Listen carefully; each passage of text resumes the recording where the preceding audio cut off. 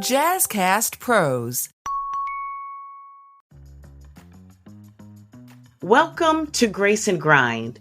We have our final day of After You've Vanquished the Ghost in the Nursery. I'm so excited to be finishing up this part of the series. But before I do, let me introduce myself. If you've never attended one of my lives before, my name is Dr. Pamela Brown Grinion, and I am an international etiquette coach. I am a trauma-informed coach, and I am a leadership development executive coach. I've combined all of those things together and put them under one framework, which I call emotional etiquette. And here's my platform for anybody that wants to learn how to improve themselves from the inside out. We work on our insides and we inner heal. We change our trauma, our responses to our trauma. We change our behavioral responses to our traumatic experiences. And we learn how to change our mindset so that we're able to manage our emotions instead of our emotions managing us. So let us get into our lesson for today. Now, for 2 weeks, we talked about vanquishing the ghost in the nursery. Why did I spend 2 weeks on it? Because it's serious. Why is it serious? Because we walk through life like zombies because we have so much trauma held in captivity inside of us, and we don't know how to get rid of it. What are the ghosts in the nursery, Dr. Pam? The ghosts in the nursery are those those negative emotional symptoms that we have and we've carried for years, decades. We've carried them internally because they're attached to a traumatic experience that has held us captive in our emotional lives. Okay. And our emotions control us. And the unhealed little girl and the unhealed little boy that resides in us rises up and acts out. The unhealed little girl and unhealed little boy in you, they're in there. Like it or not, they're attached to your traumatic experiences. And if you've never faced them, they're still in there. Even when you face them, even when you're healed from them, guess what? They're still in there. But there's that word again. But here you will learn how to take control of your emotions rather than allowing your emotions to take control of you. Right? I gave you strategic steps on what to do. And some of you have contacted me and said, thank you, because I'm freer, right? And I'm working on me like I never have before. You have to do the work. It's everyday work. The unhealed little girl and little boy rises up. And sometimes they speak without permission, right? When you feel that anger and you feel that thing happening in you, and then you blurt something or you say something angrily, or you say something you didn't mean to say, probably attached to a ghost in your nursery. Okay? Probably attached to a ghost in your nursery. So pay attention. Pay attention to the signals that your body gives you, because it does. Pay attention to what you're feeling. Pay attention to what you're hearing internally. All right? You have to pay attention to what you're hearing and what you're feeling internally. Those are signals. Don't miss the signals. Okay? Don't miss the signals, because it's telling you, I'm attaching to the ghost in the nursery and I'm getting ready to rise up. Why? Because it feels unfamiliar. If someone is trying to embarrass you or look over you or act like you're not there or dismiss you or speak to you out of like they're not supposed to, disrespectfully, or yell at you, and you start to feel something rising up in you, it's not because of what's happening right now in that moment. Now, you could be getting angry because, right? Classic example, my boss in my face. Psst, psst, psst. That was my last day working for somebody, y'all. Last day. Psst, psst, psst. In my face. I could feel the spit in my face, yelling and screaming. And you know what I saw? My first husband. Psst, psst. Just on 10, unhealed on 10. And I was unhealed. So, you know, we were on 10 together, right? And that took me back to him. And it pulled that unhealed, that the residue of it, it pulled it up out of me. It did. It called it forth, and I answered the call, and I let her have it. Right? Am I proud of that? No. But I let her have it. And I'm just letting you know how you don't plan to do certain behaviors, but because it's attached to something familiar from your past that used to make you feel like that, and you haven't healed from it yet, or you haven't completely healed from it yet, and you have that residue. You have to feel, still feel the cracks, right? Like, I know I'm healed, but I still have residue and I still have cracks that need to be filled. But that didn't stop me from blessing her. Oh, I blessed her real good. Okay. But if I had taken the time to pay attention, I did not consult with myself internally at all. I was like, oh, that's what we doing? Okay. And I went there and I matched her energy. I don't normally match energy. I normally set the energy in the room, right? I don't match energy, but that day I did. Why? Because I did not take personal inventory of what I was feeling, what was happening to me internally. I'm challenging you today. Just try it today. Try it today and sense when you feel your body internally getting out of whack. Just sense it. If you're on the phone, if you're talking to somebody, if you're in the grocery store, if you're talking to your children, just sense what's happening in your body and then shift. You control it. Bring it down. Bring it down. The more times you bring it down, the more you'll be able to control it. If you continue to allow yourself to just behave, just be responsive, right? Just because you're in the moment and you can't, if you continue to live like that, you can't control yourself. You won't be able to control yourself. Why? Because you live on responsive mode instead of responding. You're on responsive mode. We don't do that here. Not in this community, right, guys? We don't do that, right? We don't do that. That's not what we do. We take inventory and we settle and we simmer, and then we move with emotional intelligence, right? We move like we have emotional etiquette.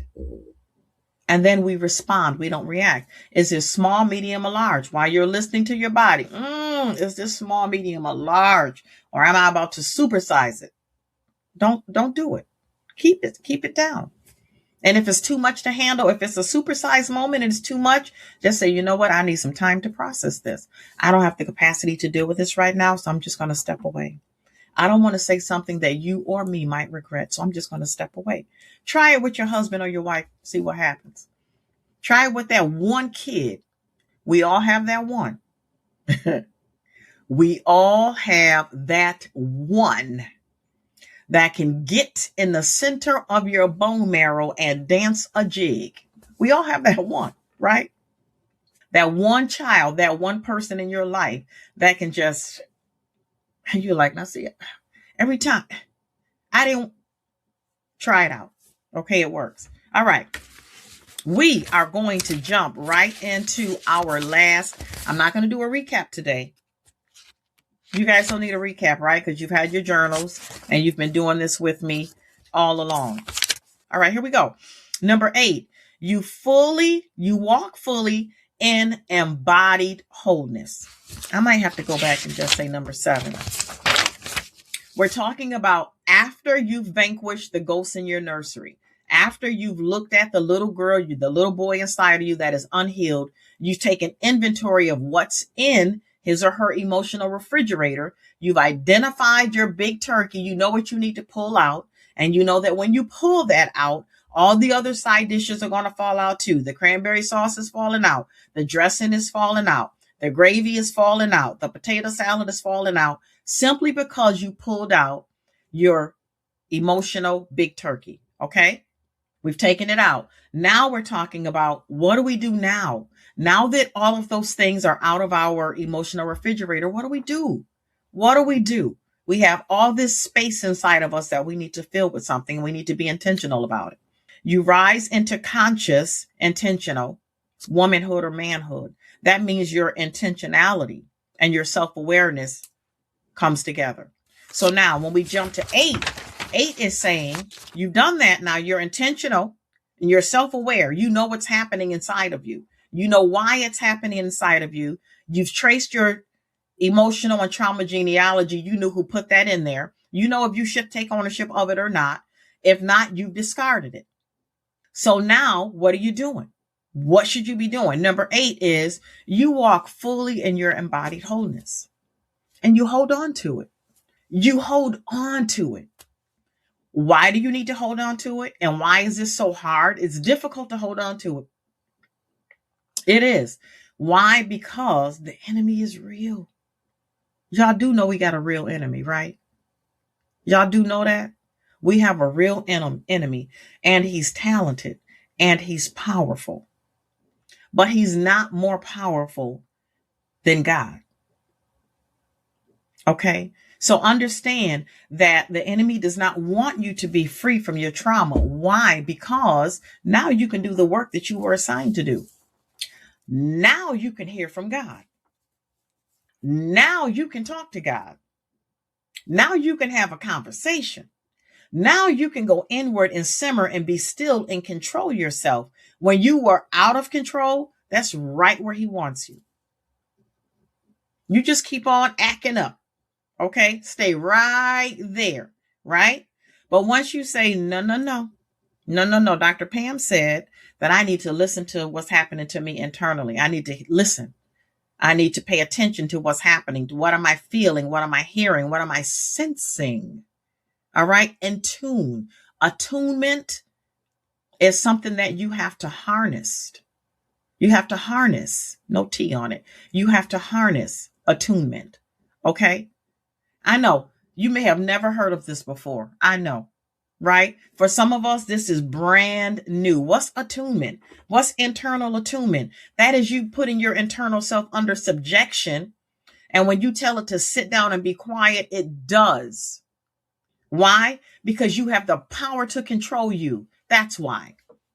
And we're grown-ups and we're mature. We should be behaving with a lot more sense than what some of us do.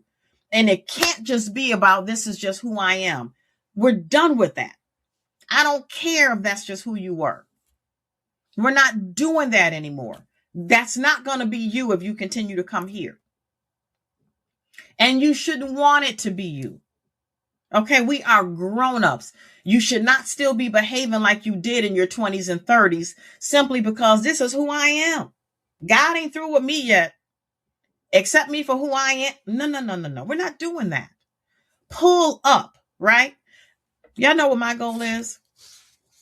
My goal is, because I'm a Black woman, right? And I'm so tired of we're angry. I'm so tired of anytime a Black woman says something in her own defense. There it is. I knew. I'm so tired of being put in a box. I'm so tired of people expecting a behavior out of me. And then when they don't get it, they're disappointed. I'm tired of that. I'm talking about Black folk that expect it too, because you're angry. All right. I'm not angry. I got something to say, but it's not anger. And I'm tired of people thinking that when we talk about how we want to defend ourselves, that we're unruly. I'm tired of that. So my goal is to raise up a nation, especially our younger little sisters, that they learn how to control themselves and they get rid of that. You know what? I want them to be more pulled up, like our culture used to be, more pulled up, right? And I'm not bashing us. Don't get me wrong. I love us. But some of us make it bad for the rest of us. And then the rest of us gets judged by it. Hey, Kathy, I'm tired of Black women being put in a box. I'm tired of women being put in a box. I'm tired of people thinking that we have to be second when we're the smartest people walking this planet. That's just a fact. Women are smarter. No disrespect to you guys. But why are we smarter? Because we're calmer. We're more emotional. But we have to learn how to control our emotions so that we can react with the integrity and the intellect and the emotional intelligence that God gave us. We're supposed to be the heart. We always want to be the head, and we think that when we're the head, we have to be boisterous. You don't have to be boisterous. You don't have to abandon your grace while you're on the grind. Y'all see how I did that? Uh-huh. You don't have to do that. You don't have to give up your femininity and your elegance and your sophistication and your grace. You don't have to do that in order to be a powerhouse in the workplace or on with your business. You don't have to abandon that. You don't have to abandon that. You can still be your lovely, gracious, elegant, soft, and pink self because that's how you were designed. And there's nothing wrong with that. There are no apologies to be made for that. Why? Because we were made in his image. Okay? We were made beautifully in his image. We were. And so we have to start owning that, but our behavior should match that. Not just on the outside. Not just, Dr. Pam, can you teach me some table etiquette? Yes, I can, baby. But what's your conversation going to be like while you're at the table? Can you hold an intellectual conversation? Can you have a conversation and not express your anger if someone says something that disagrees with you that makes your emotional self on the inside feel some kind of way? Can you table that? Right? Again, I can do all that polishing on the outside and make it real pretty and show you how to present, but the luster won't hold. The shine won't hold if the inside doesn't match the outside. So that's why we work on here. We work on the inside first. Okay. And we do the finishing touches, but we need to do this too. Okay. So walk fully in embodied wholeness. This is the phase where healing is no longer something you talk about. It's something you walk about. You with me? This isn't a phase where you're saying, oh, I'm working on my healing journey. Yeah. I'm Dr. Pam is coaching me through, yeah. And, I'm trying. No. This is the place in your life where you're saying, you know what? I'm healed from that. You guys hear me make that declaration every day. I know I'm healed from that. And you see that and you hear that. But more importantly, you feel that when I'm talking. And that's why you keep coming back every day. Because you can feel me, right? This is not just something I pulled out of a book and said, oh, let me teach them how to be in balance. No, I can tell you how to be in balance because I'm in balance, right? I learned how to be in balance, but I practice balance every day so much that balance is a habit for me. I'm not practicing being in balance. I am in balance. Okay. So I'm not talking about what I'm trying to do. I'm walking about what I'm doing. I'm walking this thing out. Okay. I'm not just talking about it, right? The tree will be known by the fruit it bears. If you're healed, people will see your healing. Why? Because the very countenance on your face will change. And the times where you wouldn't smile, you'll come up with a smile, right? I'm telling you what I know because it was me. Because I was trauma bound, I couldn't find a smile in me. I didn't feel like I had anything to smile about. Life was jacked up. And so I didn't smile. And my countenance was a wreck. Don't I look so youthful for 59? I hear you whispering. Let me know you like it. Okay. Right? Because I'm healed. And I know that I'm healed. Now, is there some residue? Yeah, absolutely. Are there some cracks that I need to fill? Absolutely. Do I work on them every day? Absolutely.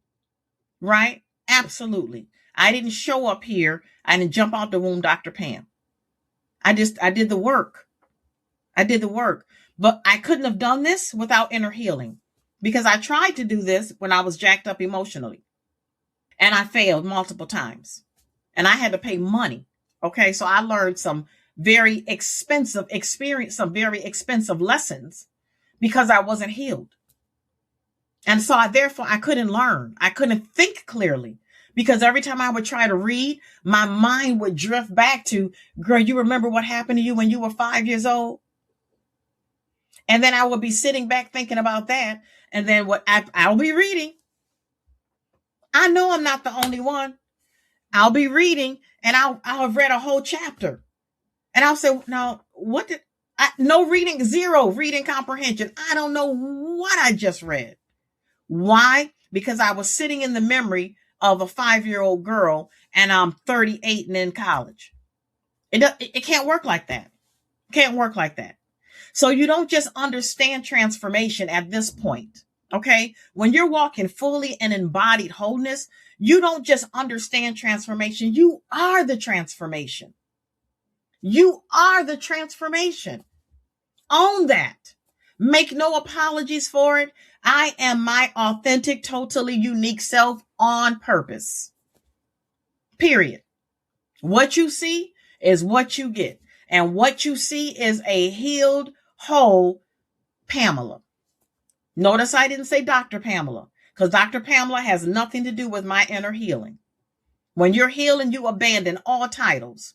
It doesn't matter. I have no place in the room.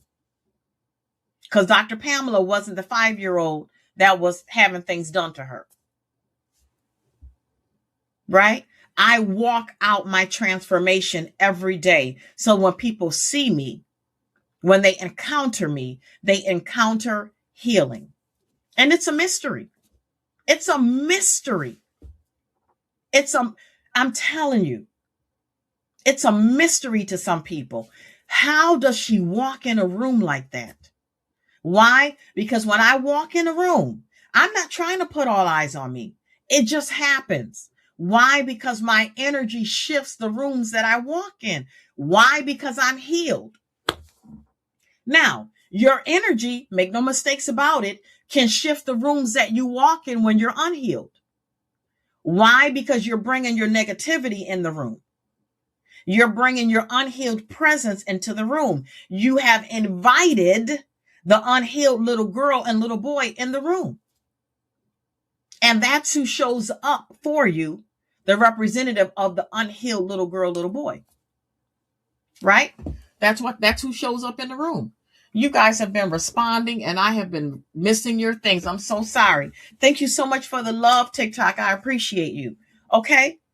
The unhealed you shows up in the room. And you have to be able to walk in and captivate because your energy is so powerful. Your energy is so strong that people are thinking, who is that? That is the transformed Pamela.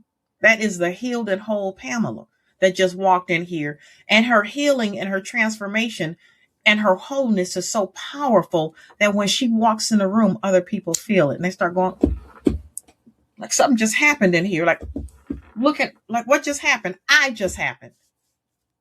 That's what just happened. I just happened. Right? I just happened. And that's how you got to be. And you have to know that's who you are. You have to know that's who you are. What just happened in here? Pamela just happened. That's what just happened. But if you're not whole and you're not healed, you can't walk in true transformation.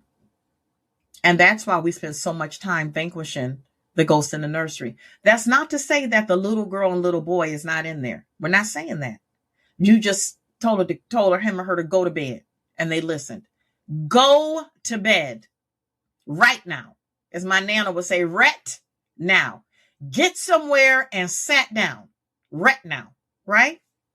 Old school. And what did you do when you heard that tone? You went and sat down or you went to bed.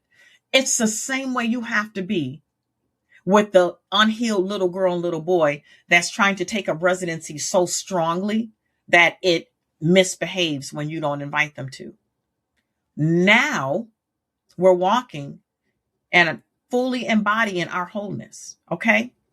Your choices, your energy, your presence, your voice carries the manifestation of healing. Okay. Your energy, your presence, your voice, your choices, it carries the manifestation of healing. Why? Because you've healed. Now, just because you've healed from one thing doesn't mean that you're healed from everything. Okay? Don't get it twisted. That means you have to go back and get rid of something else. But you know how to do it because I've walked you through the steps. But the healing that you garnered from what you did vanquish, that it shows up. It shows up. You can't stop it from showing up. It shows up. Okay? It shows up. But let me tell you what you have to do. You have to call it forth. You have to call it forth. Okay? Before I walk into a room, I pull myself together, baby. Okay? I pull it together. When I tell you my posture is on, you guys see how I sit? Now, do I go back like this sometimes? Yes, but when I come back up, I'm not like this. She's here, right? Now, does this hurt? Oh my God, this hurts. But if I was sitting here talking to you guys like this, okay, guys, now I want you to vanquish your ghost in the nursery. If I'm sitting here like this, how serious? Swipe, right? No. So I have presence with intentionality, right? And one day I'm going to teach you guys a posture class, teach some etiquette stuff. Your choices, your energy, your presence, and your voice carry the essence, the embodiment, and manifestation of inner healing, right? Why? Because it's telling the world, I've done the work. I've done the work. And that's why I look different. It's no mystery. I've done the work. It's not a mystery. What you see is the work that I've done, and it's being manifested on the outside because I've done the work on the inside. Okay. So yeah, pull it up. And when I'm done and I relax my back, let me tell you something. I got to go take 2 seats because it hurts like the dickens. It does. But presentation is important to me. How I present myself is important to me. All right. Is everybody sitting down? I'm going to give you one quick how to fix your posture sitting down. I'm not going to teach you the stand up one. It's the same thing, but I'm going to teach you right quick how to fix your posture sitting. So you sit in your seat with your feet flat on the floor. I want you to do what I'm saying, and we're going to jump back into this, but it's a teachable moment because it's where we are, right? Sit with your feet flat on the floor, right? Now you may be relaxed like this. Your shoulders may be curved and hunched over, and you're just working, you're just doing what you do. You turn over here and you do this, and you turn over here and you do this, and you come over here, you might do a little bit of this, right? Right? This is what I want you to do. You're like this. I want you to suck in your belly button like you're trying to make it touch your spine on the inside. I'm going to do it. So I want you to see what happens when I suck in my belly button. Ready? Now I'm going to unsuck it. You guys see what happened? When I suck in my belly button, I automatically rise up. Now my spine, it's risen up. Now watch this. I've elongated my spine, and that's what makes my posture so erect. Now I can't just suck and be up straight, but now I'm going to open up the spaces in my vertebrae. That's a model hack. That's years of modeling, hitting the runway, baby. You got to pull it up, right? And then you hold it. You keep your stomach sucked, and you open up and you sit up straight. You see how straight I am? I just elongated. Now, if you were standing, I would teach you suck, tuck, and elongate. I just taught you suck and elongate. Okay. And this is the way that when you combine your physical presence, right? Imagine walking in a room. I'm walking in a room to coach a group of people, and I walk in like Schleprock. Which one would be more appealing to you? Good morning, Boala. How you doing, darling? Glad to see you this morning. All right. So you guys, I want you to practice that too. While you're practicing what you're sensing on the inside, what you're healing, what you're feeling, I also want you to practice pulling up your posture, right? Is it going to hurt? Yes, because it's not something that you do and you're using muscles that you haven't used. I don't care if you're pregnant. I don't care if you have wide and round, you can still suck and elongate. Suck and elongate. You can still do it. Okay. Doesn't matter. I teach people this, have been teaching this. Toya said, that's magic. You better believe it. Did you do it, Toy? Did you do it and it worked? How many people say it worked? They did it and it uncomfortable, but manageable. Right. You can do it. It's all in the presentation. Now imagine you dress to the nines, suited and booted, and you walk into a room like this versus My whole face changes. It just happens. Right? Now when I pull up, you know what I'm saying? Works. Right. Okay? Works. So I want you guys, pull yourself up. Walk with your pride. Walk with your pride. Right? And I'm here. And that's why when I walk in a room, people notice, because everybody else walking like this. And then here I come. Right? Not with my nose in the air. Never that. It's just the way that I choose to present myself. That's just it. Right? You guys did it? Did you do it? Tell me if you did it. Tell me if you did it. Tell me if it worked. Tell me if you did it and tell me if it worked. All right. Let's get back to this. All right. You're showing, when you are showing your full embodiment, you're showing that I've done the work internally. And now I've just shown you how to add the external to it, right? I just showed you one little piece. Now don't get excited. Don't run away, right? But that one piece matters when you can walk into church Sunday with your posture up. Elongated equal queendom. Leslie, girl, you got it. You understand the assignment. That I just showed you guys one little thing. And it makes a difference. And you can see me when I do it, right? How many inches did you get?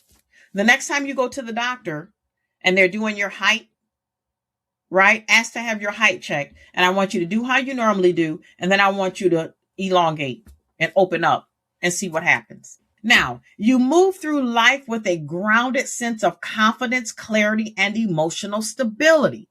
Why confidence? Because you've gotten rid of some of the stuff that made you unconfident, less confident, no confidence, right? You've gotten rid of some of the baggage that used to weigh you down, and you have put in something new, right? You can look at yourself and now you're manageable for you. You can look at you and you can kind of like you, right? When you get rid of some of that ugliness from the inside, that when you look at yourself, you're like, I don't even recognize who I am anymore. Who am I? Right? How many people? Is it just me? Have you ever lived in that stage of your life where you looked at yourself every single day and you were like, this is not the person I want to be? Leslie, if you've never had that experience where you saw yourself and was just like, I know I could do something better. I know I could do something different. Toya said, yeah, that's me. When you can look at yourself and be honest with you, see, that's the first thing. We have to be honest and say, why? Why don't I like who I'm seeing in the mirror? Why? Why don't I like who I'm seeing in the mirror? And then you address that. And then you make the necessary changes. Good morning, sweetie pie. What are the necessary changes? Come in here and learning how to fix that. Come in here and learning how to transform that. All right. You guys understand that?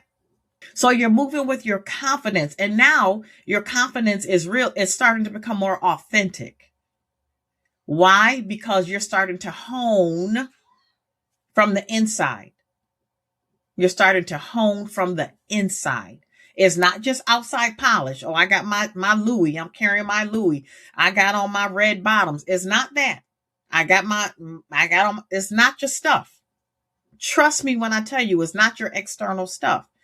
Does it make you shine? Absolutely. Do I carry my designer bags every single day? I switch a bag. Yes, I do. But my bag does not represent me. I represent me. And it's the way I carry my confidence, right? Because have you ever seen anybody carry a bad bag? False sense of security. Right. I began telling myself positive affirmations. Absolutely. You got to do what it takes. But have you ever seen anybody dressed to the nines and their countenance was in the toilet? They're clean. Casket sharp. As my mama would say, cleaner than the board of health, right? But they can't pull it off. The polish on the outside can't shine, can't last, because internally they're jacked up. Been there, done that. So the clarity. Why do you receive clarity? Because you're not emotionally bound. Your emotions are attached to your mindset. Right? It's not just attached to your spirit.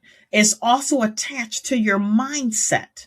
So now that you've gotten rid of some stuff, you can feel clearer. You can think more clearly, right? You can receive more clearly. Why? Because you cleaned out your emotional refrigerator. Some, not everything, but the big turkey. You got a lot more space now. So now you can hear. Now you can hear.